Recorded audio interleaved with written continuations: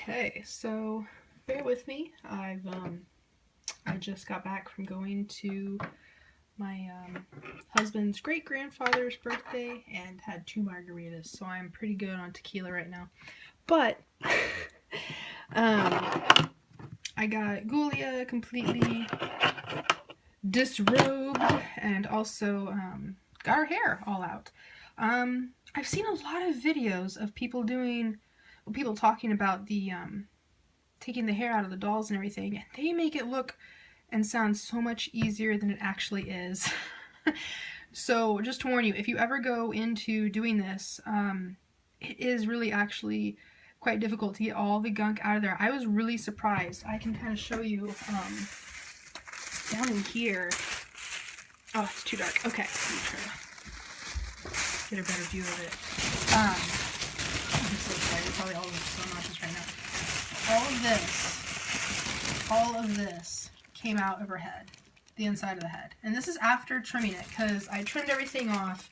I tied a ponytail around it and trimmed it off so I could keep at least most of it, because that's a good chunk of hair that you could probably rehair for like a short-haired doll, or even for, you know, one of the ponies. But yeah, all of this crap was inside of her head. You can see these like chunks of glue here. So much crap in her head. Sorry, so much crud. I know there's probably like younger people watching, so fair warning, most of my customs are probably not going to be too like kid friendly. I plan on going quite hoarder with a lot of my my customs. I plan on not keeping them so cutesy. So just fair warning that it's not going to constantly be a probably a kid-friendly journey. So, but yeah, this is her after the cleanup. I don't know if other people have thinner tweezers. These are the tweezers I used. I used these to, like, you know, kind of grip in and pull everything out. I used some scissors. These are the scissors first that I cut her hair off with. And then I went back and kind of like used them to scrape like the insides. I'm recording with one hand and like using the other hand to show you stuff. But basically in this little tiny hole here. Oh, and I did not break anything. I know a lot of people have talked about breaking this piece when they pull the head off. But I was like super proud of my first one. I didn't actually break it. So that was... you just have to go really, really slow. I used the hot water method. So this is the cup I used. This is cold, obviously, now, because it's been hours since it's been sitting here. But basically, I just kind of like, you know, used just regular hot water from the faucet. I did not heat up anything on the stove. Dunked her in, you know, head first. She was kind of floating, so I kind of used the scissors to kind of, you know, put in between her legs and hold her down.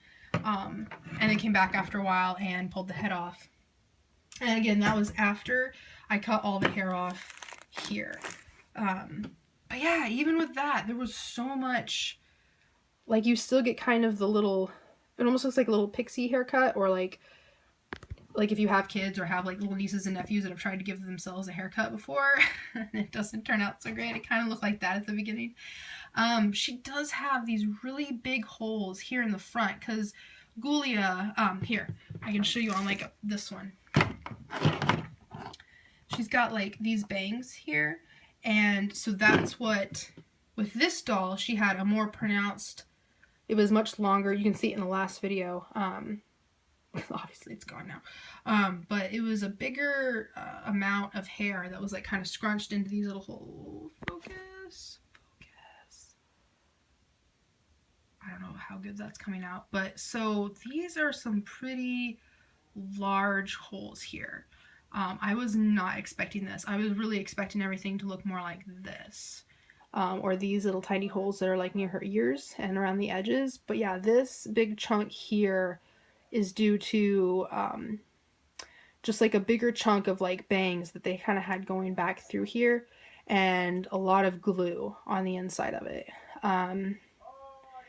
I don't really know how to like really fix that or get away from that. I mean, I think that's just something that happens in the factory production.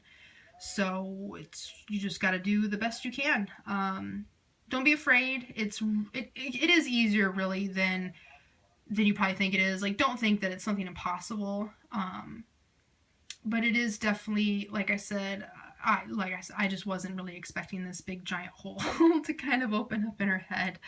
So yeah, it's something that I'm gonna have to deal with. But you know, like I said, it just really comes with kind of like the dolls that probably have like this kind of more bangs kind of look.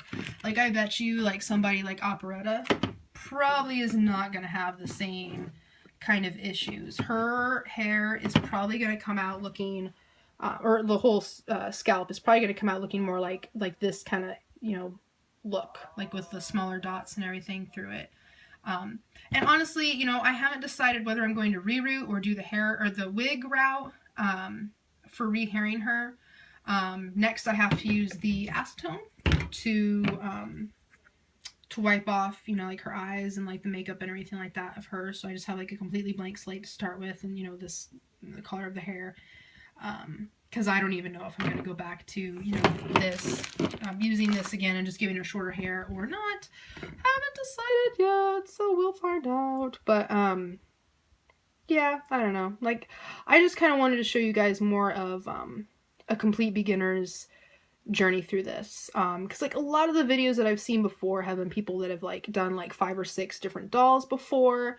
And I've never seen anyone really do it from, like, their very first attempt.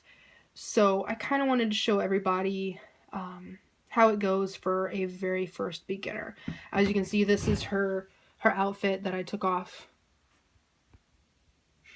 Focus camera. Of this original doll. And like I said, I'm not sure about keeping these socks because these are the ones that gave her the weird residue on her legs. Fun stuff there. I think it'll just wash off easily with some... Goodness. My camera's really bad at focusing on what I want it to focus on. I guess I gotta do the hand thing that everybody else does. Can you tell I'm a beginner? So yeah, so this is the weird residue that the edges of the socks left. Like, the rest of her feet are fine. But it was this like pink area here on the socks that gave her that weird residue look. And they're still kind of sticky even now. So I don't know if I'm gonna, and they're very stiff here. I don't know if I'm gonna use those again or not. But you know, I love the fact that I have this little extra outfit for, good God. I don't know if I'm gonna use this little extra outfit for another ghoulie or not. I mean, I guess I would have to, honestly. Like I said, guys, I'm sorry. 2 margaritas in. They were good margaritas, too. But I am super excited about beginning the whole custom progress and everything. Custom process. No more margaritas for me. So yeah. So, oh my god, this is almost going to be 9 minutes long of me just blabbering about stupid stuff. So, yes. Again, fair warning, not going to constantly be kid-friendly. I have a lot of ideas for these girls that are going to be more of like a scary kind of idea. So, I don't want anyone to get the wrong idea that this is going to be constantly a cutesy... I know, like, people like, I don't know if I can legally mention the other channels. I don't know. I'm going to go out on a limb and say I can. Like, My Froggy Stuff and, oh no, Super Fun Buddies, I think is what they're called. Oh, Mama Jammer and everything. I am so sorry if I got your channel's name wrong. But they are such a huge inspiration for me, but they are so family friendly. And I feel like there needs to be more of, kind of people that are embracing the not so family friendly side. Again, I know these are like little kids' toys and everything. I'm not under the illusion that I'm not weird people. Like, trust me, I know I'm almost 30 years old. I turned 30 in September. I know that it's weird that I'm still playing with dolls, but at the same time, I love them. My great grandmother made dolls all the way up until the day she died. So I don't know. I think it's just kind of in my blood. It means a lot to me. I feel like I'm kind of channeling her when I work on these. So, I mean, even just dehairing Ghoulia here was, you know, still a lot of fun.